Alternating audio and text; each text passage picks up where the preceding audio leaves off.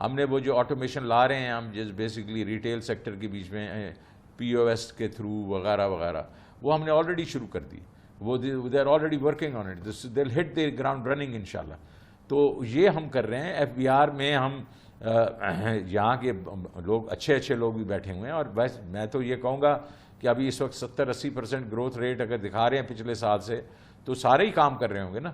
لیکن ہم یہ جو ٹیکنالوجی والی سائڈ ہے، نئے ہم جو ٹیکس پیئر لائیں گے، اس کے لیے ہم جو پرائیویٹ سیکٹر کے لوگ بھی لائیں گے ان کے ساتھ کام کرنے کے لیے. ہم یہ پی او ایسز کے لیے بھی پرائیویٹ سیکٹر کے لوگ لائیں گے ان کے ساتھ کام کرنے کے لیے.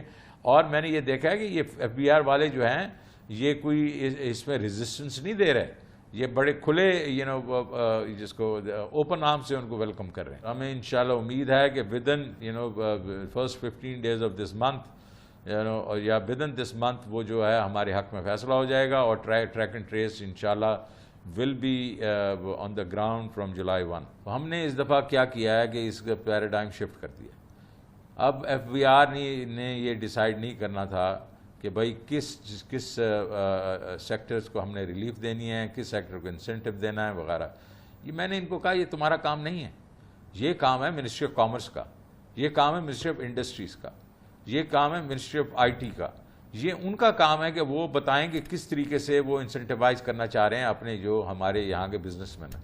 ان کو ہمارے سے بہتر پتہ ہے. وجہ یہ ہے کہ جب تک ہم گڑ نہیں ڈالیں گے میٹھا نہیں ہوگا.